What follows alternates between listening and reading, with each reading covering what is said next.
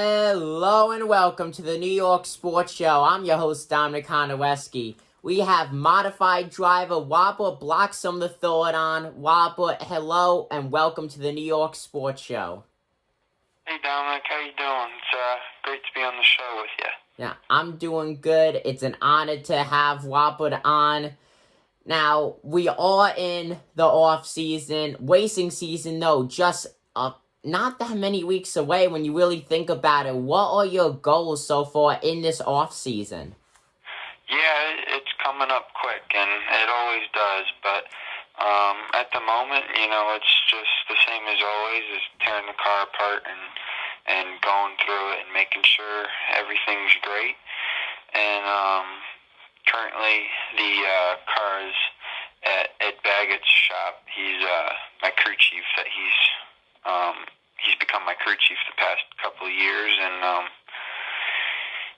last year we ran the SK lights, and after finally getting those 2 wins at Waterford at the end of the year, we found an opportunity to take a step up, and currently converting the car over to a tour type modified, so we can do some bigger races this coming year. Yeah, I was actually just about to say that. 2 wins at Waterford. Now, Waterford is a very, very hard track to run and especially win on. What do you think about getting those wins? Well, I could tell you right now, I was extremely excited, and, I couldn't believe it because I hadn't won a race since being in the limited late models, and to be able to accomplish that at Waterford after only running there for a half a season. I had never been there before driving the track. I had seen it, and I had a couple friends race there, but I'd never drove it. And Ed and his family had raced there however many years ago, and they had a lot of racing, and they never won there. And it was really cool to do it together and get 2 wins, not just one. The second win is always the hardest, they say, and it was really exciting to see that we could do it together and get it done. Yeah, second win, definitely always the hardest. You were able to do it, though. Congratulations on that. Now, what's the difference, do you find, driving a modified than a limited late model? Well, there's a couple small differences. Getting into a modified with the big 15-inch ride tires, some people might think they might be harder to move around or steer, but they're actually easier to drive than the limited late model. Even just driving around in the pits, the thing drives like a Cadillac, and the limited late model is more like an old muscle car that you gotta really drive around and put some muscle to it. And when it comes to the track, the limited late models were definitely sliding around a lot more, and it's a little bit less horsepower, so they're a little bit of fun to drive because you got to hang it out there, and the modifieds are just, you got to be able to fully send it every lap and trust your car, because there's so much grip in those cars that if you aren't pushing it to the edge and trying to get every ounce of speed out of them, then you're not going to be going fast enough, because these guys are competitive and very fast. So definitely 2 different cars, but both of them are a lot of fun to drive.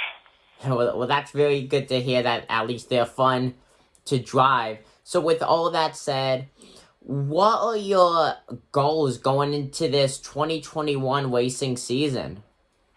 Well, for us this season, I think that it would be great to advance our experience together as a team and going into a new division, running the TriTrack Series, and also maybe a couple open shows. So going into this bigger division, it's going to be a little bit more difficult for us, with having to maybe do pit stops and learning the long run game, where we're running these longer races now and setting up a car to be fast when it has 20 gallons of fuel in it it changes a lot by the end of the race when you burn all that fuel out. The weight of the car changes around, and you got to be fast at the end too. And it's going to be a lot of learning, and it's going to be learning for me too as a driver, because with these cars with this horsepower, over 600 horsepower, I could burn the tires off in the first 20 laps. So I think if we bring the cars home and learn some good setups and go even more, so that we can get some good finishes, that would be great. Yeah, many people don't realize that it's so easy to use up the tires, so that's definitely a hard thing to master. Now, you mentioned the TriTrack Modified Series. Do you plan on running every race that they offer, or just a select? We plan on running every TriTrack race. I think that's one of the great things about that division, is that they are doing 6 races in one season. So, it's really not too many, and they all offer great purses.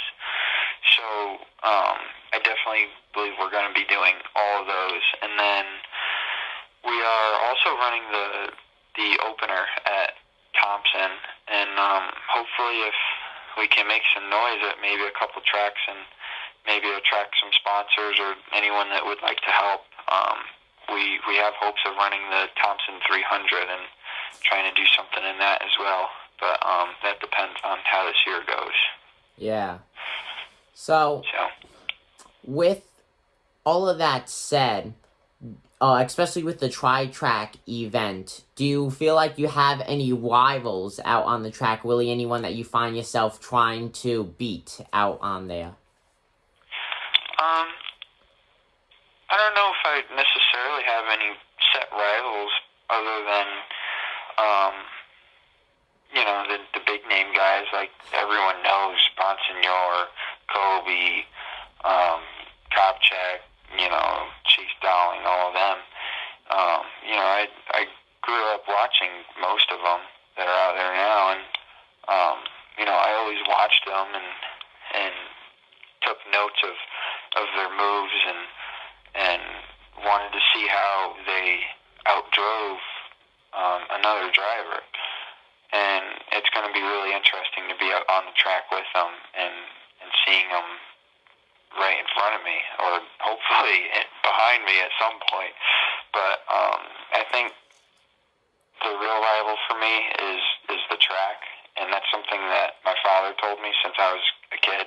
Race the track, don't race the drivers around you, because if you start focusing on what somebody else is doing too much, or get sidetracked and you mess up or something, and just race the track in your race car and just drive as fast as you can and beat them, and hopefully that's what we can do. I really don't think that there was any other way to say as well as you just did. That is one of the best things to go by, especially when you're out on the track. I think that was said perfectly. So, you drive the number 55. What really goes behind that? Is there really any meaning behind the number 55? There is, actually. So when I was in limited late models, we had the 33. That was my father's number when he drove quarter midgets, a little bit more than a couple of years ago.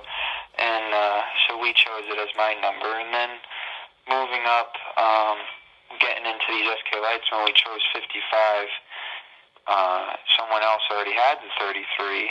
So Ed and his family, when they did racing, they were the number 55, and they also had a red car. So we decided to go with the 55 because that was actually the year that Teddy Hodgson moved out of SK Lights at Stafford, and it became available. So we snatched it up and continued Ed's numbered tradition. That is really cool to hear. A lot of people don't know that there are meetings behind driver's car numbers, so that's really nice to hear. Now, you've raced at a few tracks, just mentioned in Stafford, you went at Waterford. What track do you feel like is the easiest to race at, if there even is a easy track? Well, the easiest track may be different for, each driver out there. But it depends, because Stafford, Thompson, and Waterford, if you're only going to talk about Connecticut tracks, each one has their own kick, the thing that you got to learn. And, Thompson, you got to be able to send it into that turn and really ride that banking, knowing that the wall up to your right is earth, and if you even breathe on it, or if you hit it hard as you can, it's not moving. So, you got to be really in trust with your car, and you got to have the willpower to send it. And then Stafford's it's just tricky. It's got two different turns, and you got to be able to learn both of them and know how to get around people. And then Waterford, it's a great track because it has an awesome outside groove, and it's really, really quick. Everything happens in a blink of an eye, and it's just like at Silver City and Quarter Midgets, and it's just an awesome, fun track that, you gotta be on your toes at all times. That is just so true. Stafford, tricky track. Waterford, faster than Thompson. You got to worry about the wall. So, Yeah. Is there anything else that you would like to say to the people watching this video? Well, if there's anything, it'd be that I'm excited to get into this TriTrack division with our team, and hopefully that we can put on a good show for you like we did at Waterford, and get some more experience, and hopefully get some of these big guys that have been showing up with these big race car haulers and, top of the line stuff. Hopefully we can run up there with them with, we have the best equipment that we have available, but we're probably on the lowest budget out there, and I'd really like to get out there and show these guys it's not all about money, and knock them down from the top. Yeah, money isn't everything, and I truly wish you the best of luck, and I'd love to have you on as the season gets closer. Thank you once again for being on, folks. That is modified driver Whopper Bloxsom the third. Whopper, thank you for being on the New York Sports Show. Yeah, thanks a lot for having me. It was fun talking.